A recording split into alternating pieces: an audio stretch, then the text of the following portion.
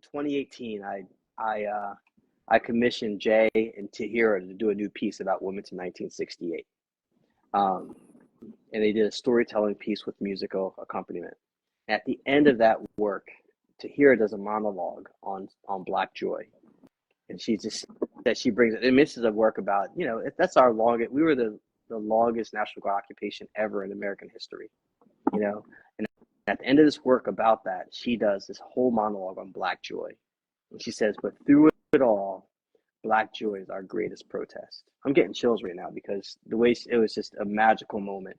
And for myself, and I know for Jay too, it was like a point. It was like that one of those points you just talked about in your life where you go, wow, my whole view of the world changed. I thought it was purple and it's blue. You know, it was one of those things.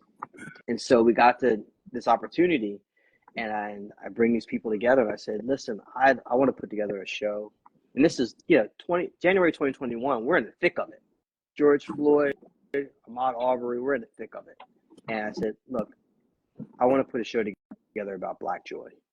And it was the best hour and a half of, we sat there and we just talked about what Black Joy was and all the joyful moments of our lives, barbecues and family reunions and birthdays and childbirths and going home ceremonies and all of it. We just like laughed and laughed. And then we started talking about the music that went with those moments. And then it just became Celebration of Black Joy, this show that is a mix of storytelling and music, of all genres, from gospel to R&B to soul to jazz to blues. It's one of those works that we it's every time we start to rehearse it back up again, it's special, and it's hilarious. I wish there could be. We probably should do like an Instagram live because we could go viral because it is just all jokes all day.